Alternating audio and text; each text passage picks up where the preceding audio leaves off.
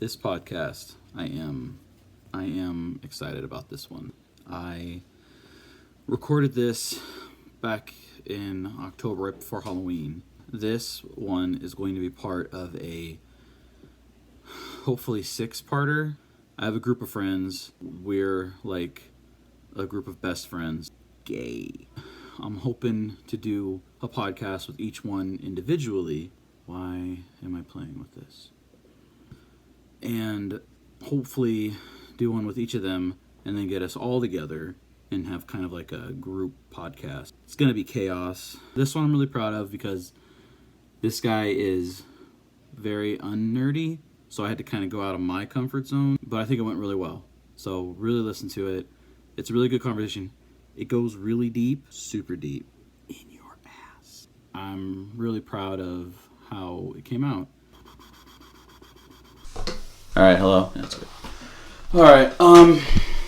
Honestly, I'm only gonna ask you 3 questions. 3 questions. The Sober Nerd. I am here doing this podcast finally with my good friend here, Mr. Mog. What up? What up? All right, I have 3 questions for you. Mm-hmm. You're the first person I've done this with. Okay. Zip. Okay, no. The question is, since this is a nerd podcast, yeah, I have other stuff, but the first one I got to bring it around.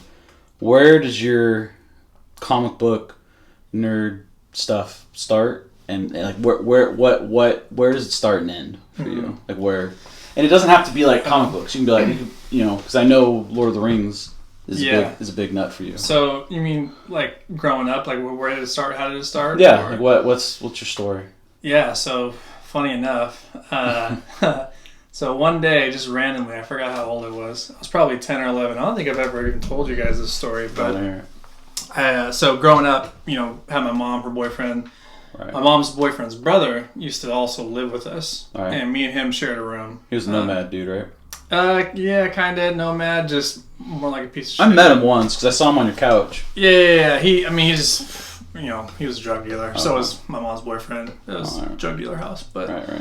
In any case, I'm sitting there, and we would randomly, like, because he was a drug dealer, we would get random stuff show up in the house all the time. Funny. People would use stuff to, like, pay for drugs and stuff. Right. So, we used to, like, even though we were poor and broke, and we, like, were struggling, like, we always had, like, VCRs and TVs and just random shit. Okay. One day, he comes home, doing his run or whatever he's doing, and had 3 big-ass boxes of comic books. Oh, snap. He brought home with him. Snap. And it was just tons and tons of stuff. That kills me. He probably had some good stuff in there. He did. And, I mean, not like I didn't know anything about it back then. Right. But remembering some of the stuff that was there, you? like I said, probably 8, 9, 10, maybe. Yeah. Sweet spot. So this was 13... No, this was way longer than that. 20-something. God, I'm old. 22, yeah, I was going to say, bro, 13. You ain't 20. Yeah, dude, I'm tripping. Wow. But yeah, it was like 3, and they weren't like square boxes. They were the long, super ones. They're called long cons. Yeah, so they fit the comic books perfectly. Mm-hmm. And I remember handles in the cardboard. Yeah, so we didn't have room for them, so he told me to keep them underneath my bed. So I did, and whenever they weren't home, I would just bust them out, and I started just laying them across the floor. And when we first got them, they weren't organized. So I organized them by, like... Title, and, like, number, and, like, each comic book name, character, all that stuff. And I just, I read a few of them. I can't honestly say I got super into it. To me, it was just like, oh, I got this big box of comics. Where do I even start? Right. But that was kind of, like, my first experience with comics and comic books. And had them in the house for a couple of months, and then one day they randomly disappeared. Right. I think it was, my mom's boyfriend's brother used to pawn off a bunch of shit. Mm-hmm. He used to steal stuff from my mom and her boyfriend, pawn it off, use it for drugs, right, et cetera, et cetera. So that was kind of like my first introduction. And then, I used to go to that comic shop. It wasn't even a comic shop. It was like a game / comic. It was right there in the Manor. Okay. Right by the post office. Oh, yeah. It was like Mike's something. Yeah. I remember his gift cards were like little coin things. And they had dollar amounts on them. So I used to go in there. He used to have some comics. I mainly went in there to steal tech decks. But and the little finger bicycles when I was a kid or whatever. I tried with tech decks. Yeah. They were tight. I couldn't get into the bike ones. I was like, how do you even... Yeah, I mean, you can't really. You just dick around like you can or whatever. But no, I mean... Seeing it here and there, and then just as the comic book movies started coming out, paying attention to them, and obviously you guys, group of friends, are all super into it. Yeah, way more than I am. A little bit. Yeah, so I mean, just kind of keep in touch with that. How did Gambit become someone you liked? Gambit was so X-Men was probably the first comic book that I really got into because when I was a kid, the cartoon was on TV. Yeah. So it was just one of those cartoons that I just really got into. Yeah. And I had an older cousin, who lived with us for off and on, for a little bit. And he was older, so he would watch the older kid, cartoons and stuff. Oh, yeah. So, like, he always had that on. Even when he wasn't around, I had that on. And just watching the X-Men. I loved it. I mean, he just was cool to me. You know what I mean? Just walking by, super slick. He's got a swag, and then he's just blowing shit up with cars. Yeah, dude, I get it. And it kind of just, it kind of stuck with me because as I got into middle school and high school, I started playing cards a lot, and I used to take a lot of people's money playing cards. So you were a Gambit. And that's funny. In middle school and high school, there was like a group of Asian kids who were close friends of mine, to be honest, but like they would always play cards. They played this game called Killer. I know Killer very well. So we used to like go in. There'd be 4 people playing at once. Everybody lays down $1. Winner takes the money. Loser swaps out for the next person in line, and then second and third stays in place. I'd just stay there and play cards during lunch. Was this at San Leandro High? San Leandro High. Okay. When I played Killer at San Leandro High, because I went there freshman year, I don't want to say I invented Killer, but I'm going to because. Well, the way I invented it, and then I think it changed. My brother Victor played it. It was, you had all your suits, and the highest number in the game was 2. So it went 3 all the way up to 2. Yep. And the best you can get is 4 of a kind. That's an automatic win. Yeah, if you have 4 2s. Yeah, and then the suits, hearts were the best. Then below that was diamonds. Below that was, I think, spades, and then clubs. Clubs were at the bottom. And you can do rows. So I can do like pair 3, pair 4, pair 5, pair 6, pair 7s. Yeah. And then someone has to play on that row. I have to play off that row, and if I couldn't beat it, then go again. Then I would say, okay, it's your control. Yeah. Then you could go, all right, and then you get rid of the crap. Like, all right, I got a random 4. Yeah. And I go, okay, 4. I can go 5, 6, 7, 8, 9, 10, like that. Off. Okay, so you did play it. Yeah. Dude, I made that up. I made that up. In the year 2000 at San Andrew High in the chess club. I can tell you went all the way to a bunch of random little Asian kids. Dude, I played it in chess hustling and making money. Well, because they had a version of it, but it wasn't like that at all. They were just kind of playing like, oh, my double beats your double and stupid stuff. I'm like, okay, but what if you have a double and then my double's higher, but then I have all these extras? What if I just have like rows of it? The only difference I can think of is we didn't whenever you started a sequence, it had to stay with that. So if I played a 4, you couldn't play 5, 6, 7. So if I was in control and I played a single, it was a single until the last person gained control. When I played it, you gained control. I could go off of your single. I could even go below it if I was going to go off it. So if you put a 7, I could put a 4, 5, 6, 7, 8, 9, 10 like that, and be like, oh shit, like you got me. So for me, like you said, pair 2 or pair 3, pair 4, pair 5. The only thing that can beat that is a 3 pair ending in a higher number of suit. Right, but could you put a pair of 2s on?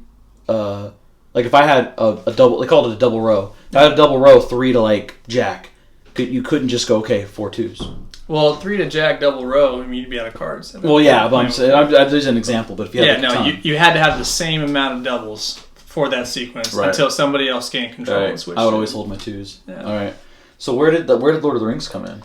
Because I know I knew that when I met you. Yeah. You were like, Lord of the Rings is my nut. Like you said, you watched all of them. Well, that was like I think when you first met me. It was, I was going to Faith Fellowship, but Faith Fellowship was actually my secondary church at that time. Creekside was my first. And they always had movie nights to raise money for Hume Lake camps and stuff Hume like that. Lake, I remember that. Yeah, did you ever go? Yeah, oh, dude, every year. How did I don't know how we didn't cross paths. I went to the same church, went to the same camp too. Yeah. Yeah. So I used to go to Creekside, and we would always watch the movies. They would have movie nights to prepare for the camps. Right. And raise money. They would like sell hot dogs, popcorn, stuff like that. And so Lord of the Rings just kind of got into it. The first one, they did a movie night for it. And that was the first one that ever came out. They ran it for it. And so I got into it. Fellowship. And then I just kept watching them. And they ended up doing more movie nights for the ones that came out. But I didn't rely on And you still haven't seen The Hobbits? No. You got to. It's crazy. It's crazy how much I was into Lord of the Rings and haven't seen The Hobbits. I've seen part of the first one. And I fell asleep watching it because I was watching it super late. But it's going to be one of those things that I'm going to go back and I'm going to really sit down and enjoy thoroughly. The first Hobbit, I'll admit, is kind of yeah. But the second and the third one are amazing. Battle of the Five Armies, of course, it's really good. I don't want to spoil, but it dovetails right into Lord of the Rings. Yeah, it's literally like at the beginning of Lord of the Rings. Bilbo was finishing his book There and Back Again, and then that story There and Back Again that he was just finishing is what The Hobbit was. So it's pretty cool. Yeah, I remember Legolas, man. I was like, yeah, he comes back into The Hobbit. Ass, like he's in The Hobbit. He's probably my favorite character in the entire series. Mine was Aragorn. Yeah, the Ranger. I don't know, I was always into the characters that just had hella swag, you know? Like Gambit, Legolas, like that was just my thing. What made me like Legolas so much was his rivalry with Gimli. But anyway, okay, so that was the first question. So that's where your pop. Okay, and just to touch on it because it's the most important thing to me is I'm known for comic books and Green Lantern. Throw that in the trash. Star Wars is my jam. All right. And you don't really get down with the Star Wars. I don't. How come? Why is it now, Corey?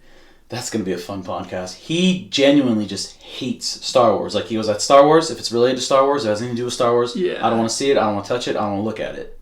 So, I wasn't raised on it. So, I didn't get introduced to it from the very beginning. Right. Kind of came in right around the middle. I don't even remember what movie it was. I saw one of the movies in theater. Didn't even see it. I watched the first 10 minutes and walked out. So you don't like the lightsabers and the Jedi? It's not that. Maybe as the movie started a little bit too slow. To be honest, anything that has to do with space just loses me. So like Guardians of the Galaxy. Guardians of the Galaxy, I can tolerate because there's some really funny characters and they don't spend a lot of their time in space. Like it's like Star Wars, like they're always in a ship. They're always fighting through stars. Like you never just fighting through stars. Whatever. You would hate Star Trek. You would absolutely hate Star Trek. Yeah. So and also I'll say this. So back in the day when graphics were just terrible, right? Like I just hated it. Like when you're walking through like a dark swampy area and like I don't know, wires got broke somehow and it's making these little sparks. Can you envision kind of what I'm doing right there? I don't know why that just like bugged me. Like I just didn't like it. I was like, man, this was dumb. Like I'm looking at the screen and it just visually wasn't appealing. Well, because that's when Luke was on Dagobah. See, I'll have a whole thing. You got to remember those original movies. I watched them through nostalgia lenses because I grew up on them. The first one came out in 78. The next one was I think 81 or 82, and then the last one was something like 81. And then the third one came out 83. So the whole trilogy came out before I was born. And my dad used to literally put me and my brothers in front of the TVs, little Harley's age, and he would walk away, and we would just sit there and stare at it and watch it. And we'd always wander off. And he said, as we got older, we wandered off less, to the point where when my dad would go off to band practice and stuff, I would go into his room and get his Star Wars collection tapes that he had and put them in and watch them. And I would move the TV in my chair so I could see out the window down my driveway to see when my dad was coming home. And I would watch them. I would watch the special features that were on a completely separate VHS. Yeah. And the interviews of George. I went down the rabbit hole. And so when it comes to Star Wars, I'm already in the bag. See, the thing is, I grew up watching a ton of movies. Like, movies I probably had no place watching as a kid. Oh, yeah, I'm right there with you. Like, I mean, my dad took me to see Blade when I was 10. Oh, yeah, Blade. I think Blade was one of my first R-rated movies. It was my first. I saw it in theaters at the Brendan in Pittsburgh. Yeah. So I talked about my mom's boyfriend just constantly being home. always on something, whatever. Dude had like straight up gold membership at Blockbuster. Oh, I mean, sweet. it was just every. You talk about going on Fridays. This dude was there like every day. Don't you miss Blockbuster? Sorry, that hurts. Just it's the thing that our children are robbed of. We can. Yeah. Let's make it a Blockbuster night. It's the experience, right? You're going through. It's like, yeah. And then you go to your dad. Can we rent this one? It's like, dude, we've rented that 7 times. I know, but I love it. It's like me. I mean, I'm a big coffee enthusiast. Right. I own a fancy espresso machine. I love making my own coffee, but there's something about the experience of going into a coffee shop. Yeah. You sit there. Hey, chill, relax, enjoy the vibes. It's the same thing, Blockbuster, right? It's the nostalgia. I used to go to Blockbuster, and I always go to the video game section. Hollywood Video used to have a game. They used to call it a game cage or Game Crazy or something.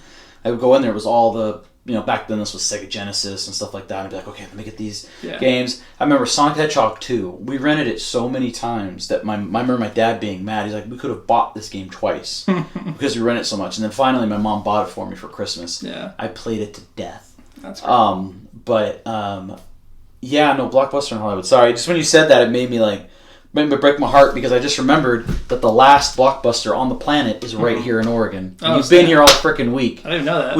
The last one, it's in Bend, which is only an hour and a half from here. That's crazy. We could have drove there and got you a Blockbuster card and put it in your wallet and it says 2020 on it. That'd be true. They're the last one in existence.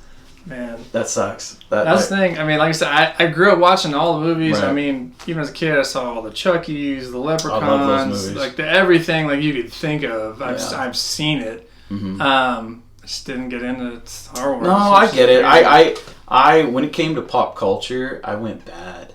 Star Wars, Star Trek, Lord of the Rings, even now at 34, Dungeons and Dragons, you name it, dude, I paint miniatures and stuff. Mm-hmm. I think it helps because I have such a wide berth of nerd stuff that you come over to let's say Corey, him and I can discuss comic books and I can just stay in that lane with him. And that's fine. I'm like a pansexual of nerd stuff. I can get into everything. I have friends who are just super hardcore Trekkers. If you call them Trekkies, they'll beat your ass. Because Trekkie, I guess, is it's like calling a Star Trek fan the N-word. I'm serious. A Trekkie hates that. They're called Trekkers, and they'll check you every time. I don't give a crap. But I could talk to them. I have friends. You remember Ray? Mm-hmm. He's a huge Star Trek fan. Yeah. And so I can just be we'll talk about Vulcan. We'll talk about all this stuff. We'll talk about the Romulan Alliance. And I can just get into that. And then, Drew, he's very much, has this thing. Bettis, video games. And that's a whole other thing. People talk about pop culture. One thing we have in common is video games, thank God. Mm-hmm. With you, and I don't know why we don't do more of it, is I know you're a big Madden head. Mm-hmm. As am I. I'm not as good as you. Yeah. We learned the hard way, but hard way for me. I gave up. I remember that. I gave up. No, if we ever play Tyler, I'd have to help you because he would. Dude. I have played with you, and I have played with Tyler. It's not. I won't play with Tyler because he will literally turn around and just hit X and draft random players, and then I remember one time I got the best vets and he got all rookies with no names and destroyed me. Crazy part is I'm not even as good as I used to be. When I was 16 years old, we used to hustle cats. My buddy Justin. Oh, really? We had a friend out in Oakland who worked at a phone shop, it was a Metro store or something like that. And upstairs, they had a pool table, and they had an N64, a couple gaming systems and stuff. People just come by the shop yo, this little 16-year-old's going to beat your ass. And they would bet on me, and I would just go up there and whoop on fools, dude. I'm going to get back into it, legit. I'm going to try. I can get mad in 20. Yeah. It's stupid cheap right now. I got a cousin who was ranked nationally, top 5 or something like that. I'm gonna talk to Tyler because I can play online. I want to play again because I love the game. The Madden for me is only fun when it's a challenge. When I'm getting scraped, I'm all right, he's just playing with me. He's playing catch. Yeah. What's the point? When I play with my brother Victor, I get it because I feel how you feel because I destroy him. But that's we got the video game. So I'll believe it or not, that was the first question. All right. Because that was the nerd pop culture stuff. Yeah. Now the second question has absolutely nothing to do with comic books. All right. This is the deep question. And this is a question I ask everyone when after we talk about the nerd stuff and what brought them to it. What? You're gonna be like, where did this come from? What do you want to be remembered for? When I know. Yeah. It's like what I thought this is a sober nerd. I get it. Yeah. I'm actually sober for this, which is funny. It's crazy. I know. I was planning on hitting the pen before we did it, but then I remembered I got to drive and pick up Amy from work. Yeah. It's all bad. But when you go, which unfortunately we don't know none of us know when that is. I should say, how do you want to be remembered, or what do you want to be remembered for? Mm-hmm. So whichever one works best for your fitting. Like what? And I'm not talking about your kids or your wife. Mm-hmm. I'm talking about the people outside of your family. People outside of me. How do you want to be remembered? I think maybe it's different for just your average Joe versus like my closest friends and stuff. Mm-hmm. Like for my closest friends, I want to leave having been viewed as like just of the group being one of the most down to earth, like someone you can come to like with zero question that like, you know, you're not going to be judged. Like Chris was there to help. Chris always was there to lend an ear. Chris never judged you. Chris, like, I don't know, like Chris genuinely loved and genuinely sought to live his life like Jesus did. You know, it's good because I need $800. Yeah. I think though for like your average Joe, I mean obviously that stuff's important. Like if I could only say one thing, it would be that I lived a life that you know was of love and that reflected the life of Jesus. I think getting down to the nitty gritty, like outside of just loving people, like I want people to know that I broke a lot of the generational curses, you know, in my family, you know. Oh, well, yeah, you came from I came from too. That could be a whole other podcast. No, man, we got time. It's only 8:50. Yeah. It's 10. But no, I mean, obviously, I had a really rough upbringing. I talked about, you know, mom's boyfriend, stuff like that. But looking back at it, get as personal as you want to be. You don't have, you know. Yeah, for sure. I think just, you know, first to go to college, did that. First to get my degree. That's great. Really first to become a Christian. And, you know, I don't know who's all out there listening, but I'm not one of those super judgmental Christians or anything like that, but I love Jesus with all my heart. And you know, and there's that. It just, I want to be able to say that I kind of brought my family and pointed them back into the right direction. Yeah. You know, you're looking at like the stuff that, you know, my mom was into and her boyfriend and you know, just a lot of darkness. My whole family split apart, you know, by money, and I want to be able to be the one who can say that, you know, God used me to bring them all back together. So well, you and your sister you guys always seemed tight. Even when I met you, you know, you guys were always tight. I remember coming over and you guys would like wrestle. And stuff. I was like, I'm the only guy I know who suplexed his sister. I'm just saying, you know. Yeah. But no, I mean that's good. That's good. I asked that question because I don't know for myself yet, and that's why I want to ask people as I ask them, is because I don't. At my age, I don't know yet because, you know, I know what I want. But then my problem is I deal with the reality of it, and then I go, okay, well, I know what I want people to remember me as, but am I living up to that reality?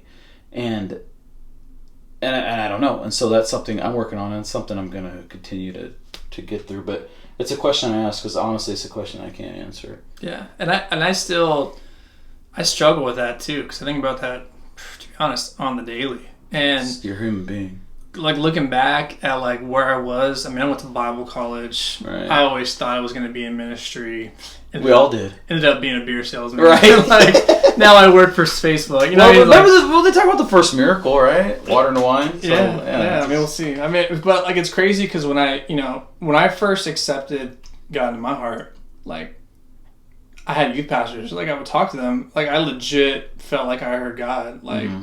Like, and I would hear from him and he would tell me, like, talk to this person, do it, et cetera, et cetera. And like my youth pastors were like appalled by that. Like, man, like you rarely meet a youth who like really gets into it and like really dedicates their whole heart. And they're like, you're called to ministry. And I was told that from the first time I ever accepted, Christ as my Savior until, through Bible college. And then, things took a turn. And you're only 30. Do you still think that could be... Dude, I think about that all the time. Like, is it? Like, because I straight had people tell me, like, you remind me of David. Like, you remind me, like, you're probably going to be, like, the next Billy Graham. This was back in the day. Now, if you ask me, like, I wouldn't go and preach a sermon tomorrow. Right. You know what I mean? Like I don't know. It's just funny, as I always felt that about you, and believe it or not, Tom McCarthy. Mm-hmm. I really feel like at a moment, not now, but at a time, there was an anointing on him specifically to speak. And I remember people used to talk about the same thing, him speaking in front of a bunch of people. And I remember one time I actually had a dream that he was speaking in front of a bunch of people and stuff. But unfortunately, I think that might have been a thing, and maybe God removed that cup, so to speak, or blessing, and passed it on to someone else. And I'm not saying that's the same for you, right? But I think that you still can, because the reason what I'm building to is because my third question, and it's the lazy, because I go soft, I go real deep, and then I go soft again. That's what she said. Anyway, the last question, and it's why what you said makes sense. Right. Is how do you want to spend your retirement? You're only 30. Still got, Lord willing, another 30 plus. But how do you see it? Mm-hmm. How do you see you, your wife, kids gone, Lord willing, doing successful things with their life? Right. Where do you see yourself? Where do you see, your daily? Okay, you're not working anymore. The grind is over. The checks are just coming in the mail. Right. Where are you living? What are you doing? What's your day-to-day look like? And I say that, I don't mean to interrupt you, to say that because when you talked about ministry, there's been times where I've thought maybe it's something he's going to do when he's, I don't say when you're ready, but maybe that's a calling. That calling still could be there, but maybe it's something you're doing later in life. You could, let's say you retire at 60, 50. Let's say 60. That's the common thing. You retire at 60, you drop dead at 85. Well, if at 60 you decide you want to start something and it could grow, that's 25 years that you could be doing ministry. Right. So there's still, a long time. You're just kicking off. Yeah. I think of the movie Click, where he's like, I'm middle ages and that. And the whole movie is about after 40. Yeah. And all the things, watching his kids grow up, getting old, becoming a grandpa. There's still so much more to get out of this. So anyway, so that's the question. Where do you see, after saying all that, where do you see yourself? Where do you want to be? It's crazy because I feel like that evolves consistently. It does. And I feel like it's still forming. Today. Being asked today, I'm not asking tomorrow or yesterday, I guess. Today, in an ideal world, I see myself, I'm retired, I'm living in Thailand, somewhere close to a beach, owning my own land, growing my own food, self-sufficient, and then just having the means to travel the entire world. The entire world. Yes, I think deep down, I feel like that doesn't hold much meaning to me. Being retired? Not being retired. Being able to say, quote unquote, that I made it. Okay. Like the whole American dream, like just retire, live on the beach. Like, not for nothing. A lot of people would say you got it already. Yeah, I mean that's true, but the crazy fence. And I've actually referenced that a few times. Like, dude, I've got the white picket fence, but if I'm honest with myself, like I'm not happy with what I'm doing. Like, people would kill to be working at Facebook, have the job I have, et cetera, et cetera. But dude, it's not what makes me happy. And so like I battle with that, like understanding that. Yeah, I'm a man of God and I want to do ministry, yada, yada, yada, but I also got a family and I got to take care of them, and that's a responsibility. And so it's always, kind of go back and forth with that. And so I understand that. Part of me also, like, thinking about retirement, like, well, what if I did do ministry in retirement? What if I was living in the slums and, ministering to kids or doing whatever? And so I get that. Yeah. Not having just doing something you love and not having the responsibility. Yeah. I guess it could be both. Like, I guess I could have the beach and then, spend all the time that I'm quote unquote traveling, half of that doing missions or whatever. But yeah, I think a lot of retirement. I mean, I want to be happy. I want my kids to be taken care of. I want us to be comfortable. But deep down, like when I think back to the days when I was a missionary and doing a lot of nonprofit work and stuff like that, like I was okay with not being comfortable. That's how you met your wife. It is. It's how I met my wife, kids, like all that stuff, going down the rabbit hole. But like, I mean, you guys know why. Like, if she said, "Hey, let's sell our house and go do ministry or like go serve somewhere," I would do it tomorrow. I think once your youngest is, out the door, think about it, because I think about it all the time. Because once my kids are grown, I'm looking at my wife going, "What do we need to run the rat race for anymore? Let's go." Me, I'm a bum. I'm like, let's go live in a trailer park somewhere and just relax. Yeah. I have always been more the I almost made this a nerd reference. You wouldn't get it. I've always been the bard. You can look that up later. The bard is never really the head of the spear. They're more the handle. They're the helper. They're if you're playing a game like Final Fantasy, or if you're playing let's just do Dungeons and Dragons. You got your knight, you got your barbarian, you got your mage, you got the bard is the most sissy, but I think but yet important character. They are the ones who literally will play harps and encourage your characters. And so when you're like, we're not doing so good in this battle, they'll literally play a magical song that gives you like plus stamina and stuff like that. And they make you stronger, they make you better. They have little things that they can do, like little knives that they carry, and they can handle themselves okay, but they're always kind of the background support, and they're integral in a lot of ways. And I've always felt that about myself. So when it came to doing things in ministry, I always like to encourage the people around me, right? And definitely I want to encourage you in that. But that's why, like, when you went to Thailand, I tried to encourage that, and prayed for you all the time, and through all the pregnancies and everything. But I'm getting off track here. What I was trying to say was that my retirement looks nothing like that. I love the beach, but at the same time, I could never live on it because I'm always afraid that a meteor will hit and we'll have a tsunami, like in Deep Impact, that will just wipe us out. And so that scares the hell out of me. Yeah. But like, I just want to sit in a trailer park where I know all my neighbors, and just sitting around drinking a beer once in a while, literally shorts, feet in the kiddie pool, and just having access to my friends, all the time. The crazy part too is, even as I say that, like, those feelings are evolving and changing. And that's what I said. And that's why I said today. Because if we do this again in 10 years, you'd be like, I can't believe I wanted to live on a beach, Grant. Right. Well, that's the thing. Like Thailand's been my thing for like the last, 5, 6, 7 years, where it's like, that's what I want to do and retire. But even more recently, that's evolved where, like I said, when I think about what's important to me the most, thinking about like community and having close friends. Like, I agree. Move out there when I'm 60, like, unless nobody else is around at that point, like, what? We'll see. I'm going to be leaving my whole community again. That's going to suck, dude, because eventually we're going to start dropping off in the group, and then it's funerals, and it's, I don't think about that. I don't think about that. Yeah, I don't know. See, but like, the other part of me, like, I see, like, these old dudes, like when I go to coffee shops a lot, I know. I'll see like a group of 4 or 5 old dudes just sitting there. The best. They're either chatting or they're just all reading their paper, drinking coffee. Yep. But they all know each other. You can tell they've known each other forever. It was like, that's legit. Pictured us being that. I'm with it. I'm totally with it. So it's like that's something I genuinely deeply want, and it's crazy because I've always, the desires of my heart have always like conflicted. Right. Like, I can't retire in Thailand and have you guys all there as much as I am confident in my sales ability, like, to get you guys out there.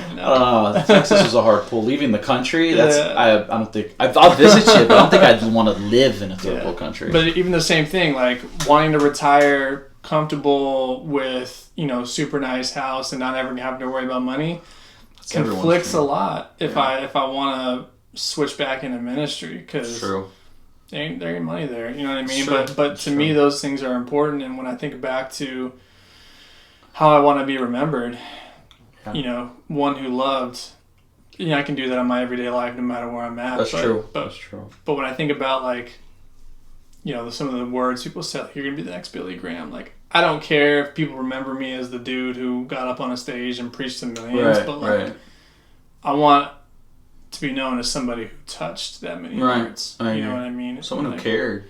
Yeah, it's someone whose name is echoed for generations. It's weird that the people you and me, everyone, we meet so many people in life, and you'd be surprised how the people you meet, and you can tell these people meet a lot of people that when they say hi to you, they make eye contact. They go, "Hey, how you doing?" I'm thinking, you don't care, but at least they're trying and they're talking, like, other people, I won't name names, but they seem to be engaging even for that split second. Mm-hmm. And that if they do that with every stranger they meet, that matters, because people are gonna be like, that guy gave me 30 seconds, but I felt like I had him for 30 seconds, like he cared, and that touches people. It touches me, at least. Right. And so I personally try to be engaging, and I think that helps with how people remember. Even your average Joe, like you were saying, Joe Schmo, be like, I remember that guy, dude. I only met him like once or twice, but I remember meeting him. Right. I remember him. I met him once, said a few things. The second time I saw him 5 years ago, he said, "Hey, how's your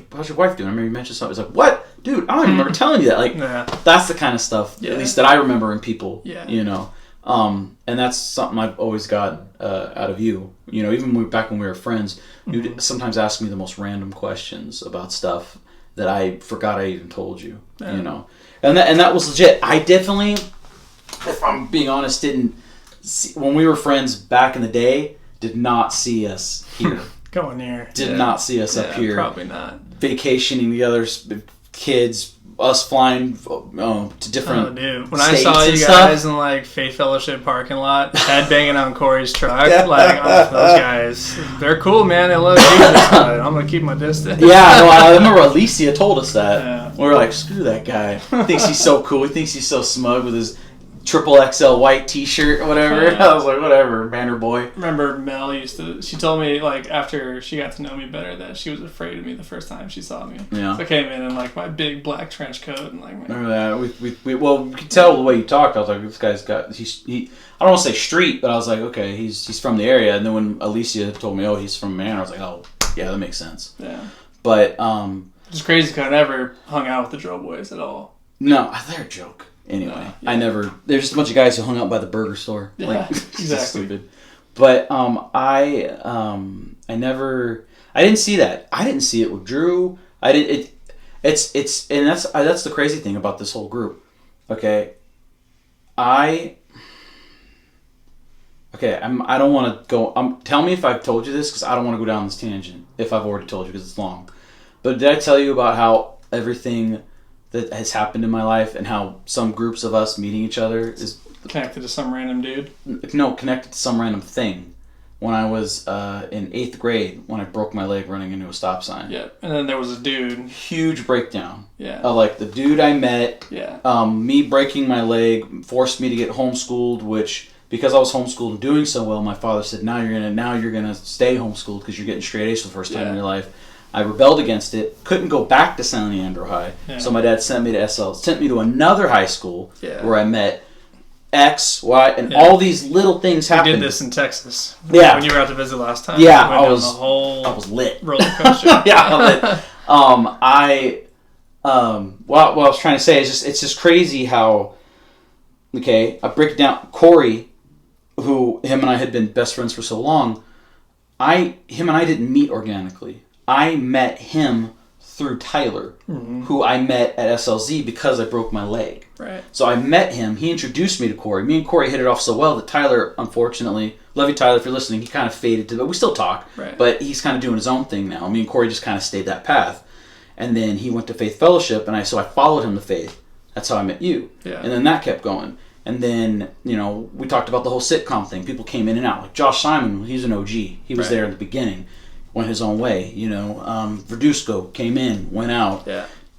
I had that whole thing at Fairhaven where I was friends with Elliot and all these guys. And I thought, okay, this is going to be my new group, because I wasn't really, you were in Thailand, I wasn't hanging out with anybody anymore. came and went within a year.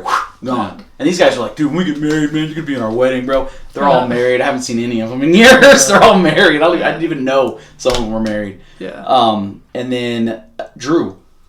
Super random. Super random. Right? Just comes in from Corey, and he's just like... And that's making me hang out with this guy. Right? And Drew didn't even, like... I don't want to say he didn't put the work in, but he was just like, hey, here I am. And just somehow it's stuck, because I think he's what we needed at the time.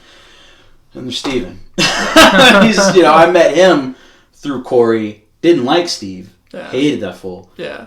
Still do. But I know but we were at it, man. Yeah. And then it just, like, growing. I think the only person I actually met organically was Josh Bettis. Mm-hmm. Freshman in high school. We were just like, oh hi, how you doing? And we just kind of hung out. Next thing you know, we just stuck around. Yeah. But I didn't see that with you. I didn't see it with any of you guys in this group. I did not see the longevity. I didn't see us all in Texas for your birthday. We're all together. I didn't see us all hanging out and having sleepovers at Westbrook's house, and we're in our late 20s, with our kids. The ironic, unplanned, we had our children within months of each other. Yeah. Married within 1 or 2 years of each other. Right. All of us. Together. Yeah. That's insane, dude. It's crazy, dude. That's insane.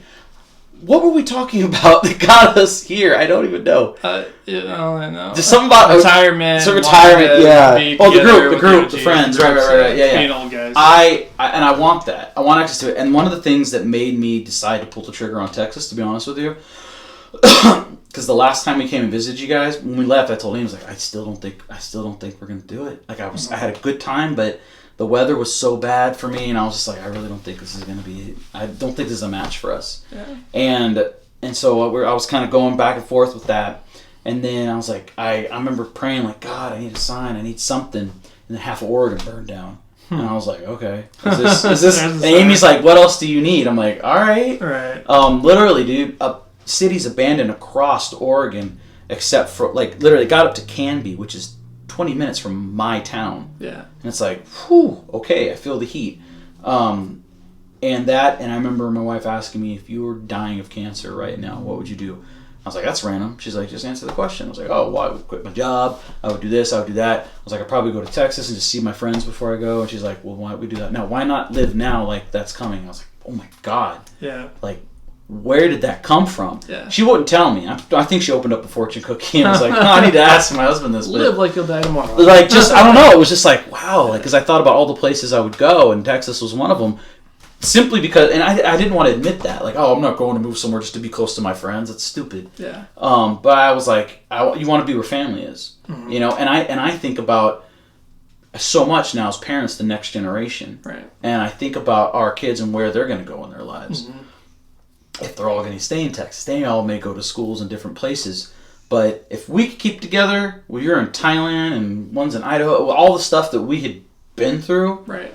Our kids, having grown up together, not meeting each other in their adult life, they should have no problem. Yeah. And it'll be good to have to be the old guys in the coffee shop. Yeah. Being like, well, what's going on with Kaya? She's like, oh, she's going here, she's going there. Oh, yeah, they're going to hang out next week. They don't want us to come by. Yeah. The old guys. That's crazy. Like when we come and go, also like them getting together and talking. Hey, remember when our dads used to do this? Right. We were sober. It was so stupid. Yeah. No, I get it, dude. It's gonna be good.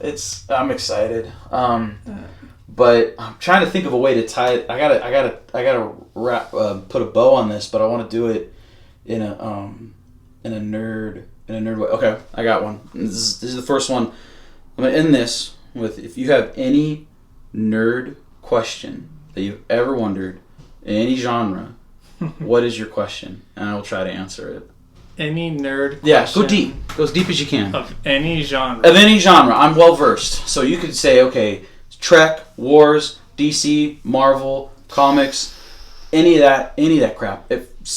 Lord of the Rings. Oh man! Because I could tell you about the 7 wizards of Lord of the Rings. I don't even usually think. Just a question of like, hey, where did this fool come from? Like one person once asked me, where did Groot come from?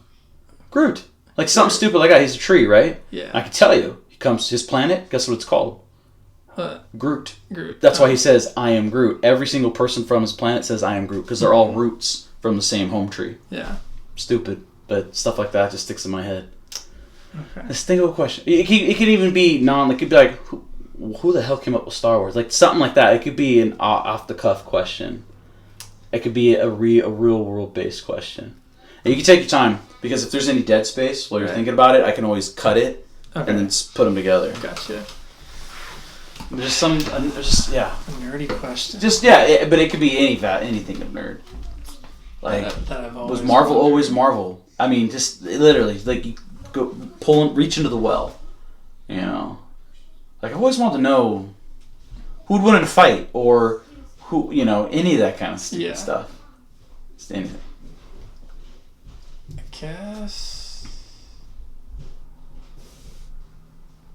I don't know why this keeps coming. No, go ahead. Sticking to my mind. You honestly, the first one that comes to your mind, that's the one you want to ask. I genuinely think Gambit's the most powerful X-Men. X-Men? Yes. Because of his ability to touch things. To turn anything into kinetic energy. Right. And turn it into an explosive. Right, but here's the thing. I don't think he'd be able to do that to Wolverine because he's indestructible. His adamantium makes him indestructible. Heals, right? But if he were to somehow, theoretically, based on the definition of his power and his ability, he could turn Wolverine into a fucking bomb, right? Right. Yeah. Well, then he would just, I guess. Well, it would depend. Okay.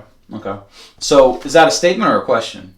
Well, my question is, it's kind of both. It's like, am I right? And if I'm not, prove me wrong. All right, so you think Gambit's still X-Men? Or just, out of the X-Men? Out of the X-Men. I would say... I like him because of his swag and, the cards, all that I have that connection to him. Right. But the more I think about it, I really think he is OP. The most powerful X-Men. The only way... Okay. You're wrong. But it's not Wolverine. Because he could probably... make Wolverine blow up from a molecular level and just turn him to ash. The only person who I think could beat him in the right situation is Rogue. Because remember, all she has to do is touch him.